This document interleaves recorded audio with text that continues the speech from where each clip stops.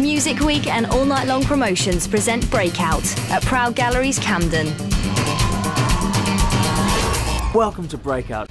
We've all heard stories of doom and gloom about how hard it is now to find a record deal, but on this month's show we're looking at a new generation of artists who are embracing that challenge, establishing momentum of their own before winning record label support.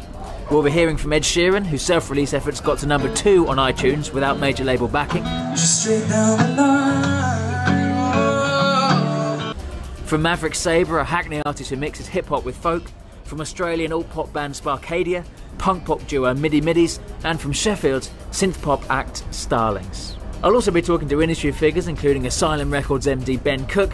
First of all though, as ever, I'm joined by Paul Williams from Music Week. Paul, it seems that bands used to do a few gigs, get a manager, and then very quickly get a record deal. Is it right to suggest that now bands are expected to do more legwork up front? Certainly I think bands have to be more active these days. It's not as if bands never used to try and push their own careers, but there are two things going on. One, the environment has changed in terms of being able to be more active now, not least because of the internet, in terms of having your own website, getting on all the social network sites and everything else as well.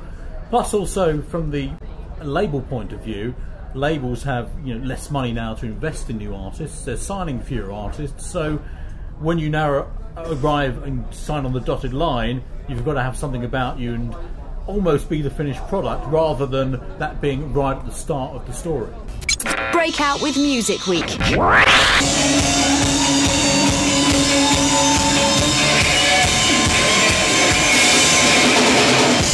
Sheffield has a very rich musical history with bands like Pulp and the Arctic Monkeys and the Human League and the Warp label.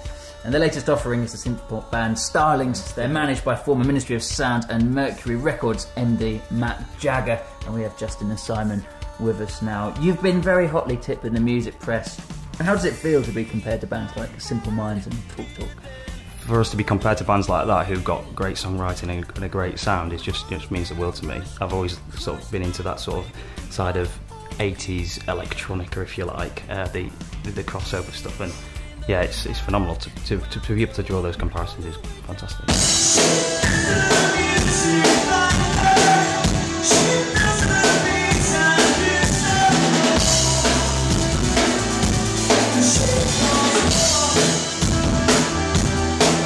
You mentioned the 80s element, and you can hear that in your music, but the producer on the record was Richard Norris from The Grids, who we think have probably been more sort of 90s artists who've worked with Errol Alkan and people like that. Yeah. How did that collaboration come about?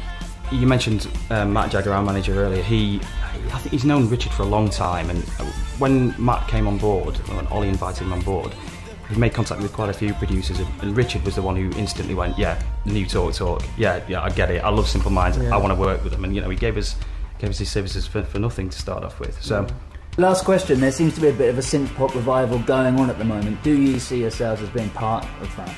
I don't know, I see us being a bit more synth rock in a way, because we've got the songs, it's not so throwaway. I'd like to think of it like that anyway. I think there's a different element to some of the other synth pop bands. A lot of electronic bands have come along and haven't really got any songs to sing or to really grasp hold of. And I think that's what we're trying to do, to try and move it on and take it a bit more psychedelic in places. Breakout with Music Week.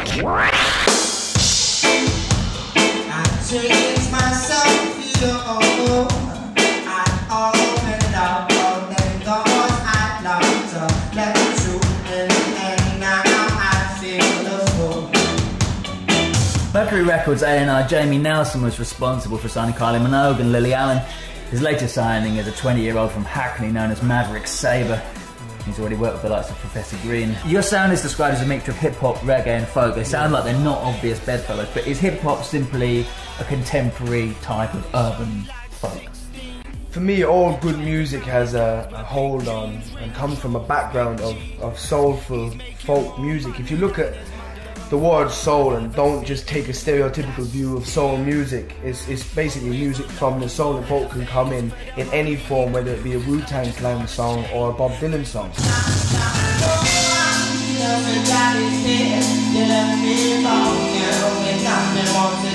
And you released a mixtape which was free download. It was called Travelling Man. It was very popular and I think helped lead to the deal. Yeah, definitely. Is that the sort of DIY approach that you recommend to a new artist? Definitely, yeah.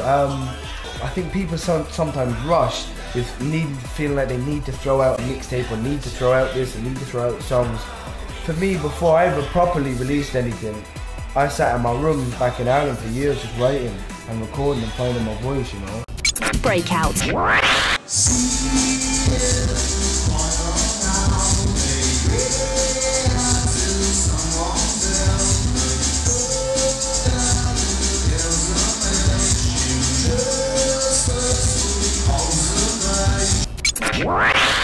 I don't know what to do, Mary, 'cause every time I look away from you, you're all I see, Mary.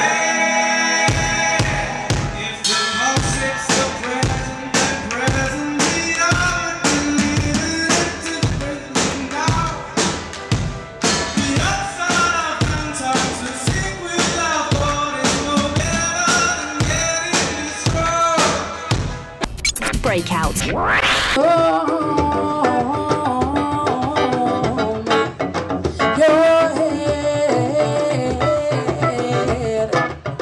Take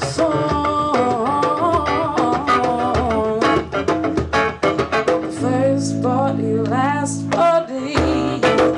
Hello. Hi. Nice to have you here. Thank you for coming and talking to us. Well, thank you for having me. So you've just done your 5 pieces on the acoustic stage. The show I just played was probably one of the best vibes ever. Well, we absolutely loved it. It was absolutely you. knockout. Take me there, don't let me leave. I find it too hard to breathe, and I know. So Why Breakout? why Breakout? Why not Breakout? Why? I don't know. Why the hell not? It's a great night. Yeah. I heard a lot of other stuff from like just friends, and they said, "Oh, I know Breakout. It's a great platform, you know." And I know now that it's been increasingly globally recognised as a sort of place for new talent to sort of breed. And I'm just really happy to live very near to Camden and to be a part of it. Don't let go when the lights are low and it's dark inside your head. 'Cause when all hope has gone, my little one, and your will is warm.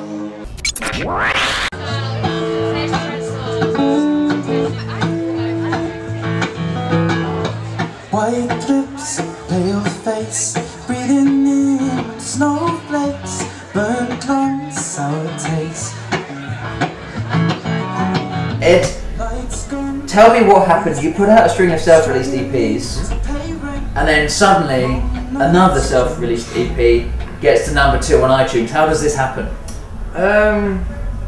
Strong fan base and friends willing to help. I had a lot of help with sort of retweeting on Twitter, and yeah, no, it was cool. Like I just through the self-released EPs and doing tours and stuff, I just built up a strong fan base and made sure that everything was quality that I released, so I could release something over and over again that would just sell. So yeah, that was that, and I think also because it was like a collaboration thing, so it was quite different and new, and it was taking acoustic music and grime, and yeah, I don't know. She's in the class 18, she's stuck in her daydream. Been this way since 18, but lately her face seems slowly sinking, wasting, crumbling like pastries. And they scream the worst things in life come free to us, 'cause we're all under the upper hand and go mad for a couple grams.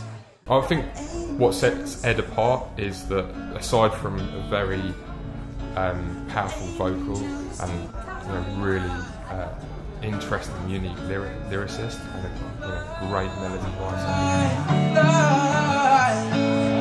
Angels to fly, to fly, to fly. And you mentioned this idea of building your own fan base, which has been something that you've been working on yourself for years. Now you're signed to Atlantic Asylum. Is this something that you're going to sort of be the sigh of relief and let the businessmen take care of it, or are you going to try and maintain that level of control, business-wise as well as artistically? Yeah, I'm going to try and not get a lot of business involved, because I mean the whole point of signing and the agreement was that they just take what I have at the moment and just put it on a higher level. So I'm still going to do all the interaction with the fans. I still use Stream, I still do the Twitter and Facebook and control everything myself, and I'm still got 100% input on the recording and the songs, and like basically what I did before, they're just going to put some money into it and promote it, and the fans will be able to see whether I'm being told what to do or not. So like, because it's not impossible to see people's lives anymore, like, because you have YouTube and Twitter and stuff like that, and you can read people's personalities very well, and I think if I wasn't enjoying myself, they'd see that, and then my records wouldn't sell, and then it wouldn't be, we would.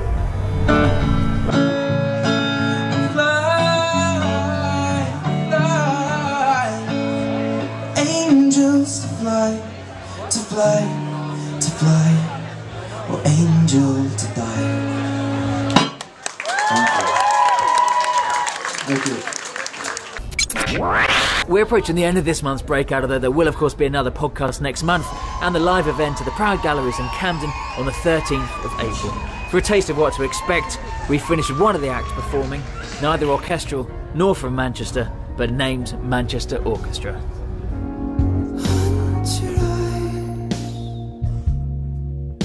Lost and hardly know to say goodbye.